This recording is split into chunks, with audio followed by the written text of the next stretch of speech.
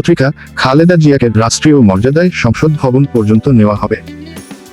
সাবেক প্রধানমন্ত্রী ও BNP chairperson Khaleda জিয়ার মৃত্যুর খবর নিয়ে মলাট স্টোরি করেছে ঢাকা থেকে প্রকাশিত সব গতি পত্রিকা।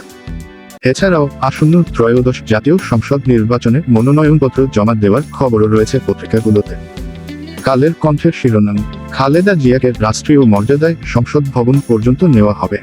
খবরে বলা হচ্ছে, সাবেক প্রধানমন্ত্রী ও বিএনপি চেয়ারপারসন খালেদা জিয়ার মরদেহ রাষ্ট্রীয় মর্যাদায় এভারকেয়ার হাসপাতাল থেকে গাড়িতে করে জাতীয় সংসদ ভবন এলাকায় নেওয়া হবে।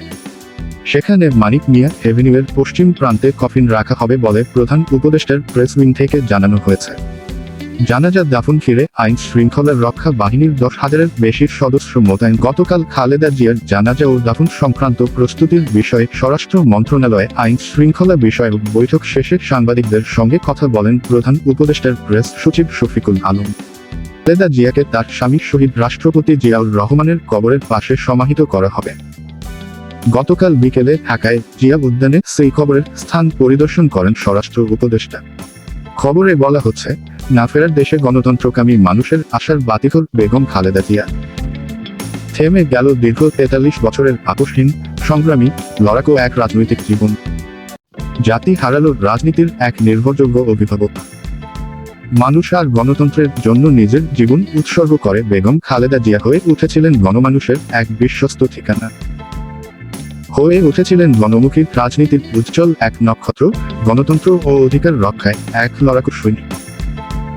লাজুক গৃহবধূ থেকে রাজনীতির ময়দানে পা রাখা বেগম খালেদা জিয়া গণতন্ত্রের প্রশ্নের জীবনে একদিনের জন্য আপোষ করেননি। ফ্যাসিবাদ, স্বৈরশাসনের সামনে এক মুহূর্তের জন্য হার মানেননি। প্রতিটি গণতান্ত্রিক লড়াইয়ে তিনি ছিলেন সামনের সারির লড়াকু এক যোদ্ধা। নির্বাচনী লড়াইয়ে যার কোনো পরাজয় নেই।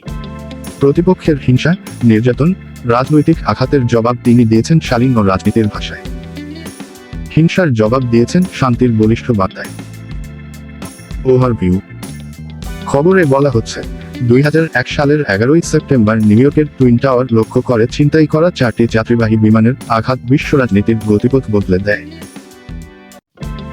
এর আগের পুরো দশকেই আফগানিস্তানের তালেবানদের উত্থান, তাদের শাসনের ছায়ায় আল কায়েদার অবস্থান এবং আন্তর্জাতিক বিভিন্ন গোষ্ঠীর নেটওয়ার্ক গড়ে ওঠা নিয়ে বিভিন্ন স্তরে সতর্কবার্তা ছিল। কিন্তু টুইন টাওয়ার ও পেন্টাগনে হামলার পর সে সতর্কবার্তার রূপ নেয় সর্বোচ্চ অগ্রাধিকার পাওয়া নিরাপত্তার সংকটে। ওয়াশিংটন সঙ্গে সঙ্গে ওয়ার অন টেরর ঘোষণা করে, যাতে যোগ দেয় তার পশ্চিমা মিত্ররা। আফগানিস্তানের তালেবান বিরোধী সামরিক অভিযান শুরু হয় 2001 সালের অক্টোবরে। এখান থেকেই শুরু হয় এক নতুন বৈশ্বিক নিরাপত্তা ও ভূরাজনীতির যুগ, যার ঢেউ এসে লাগে দক্ষিণ এশিয়ার দেশগুলোর রাজনীতি ও কূটনীতিতেও।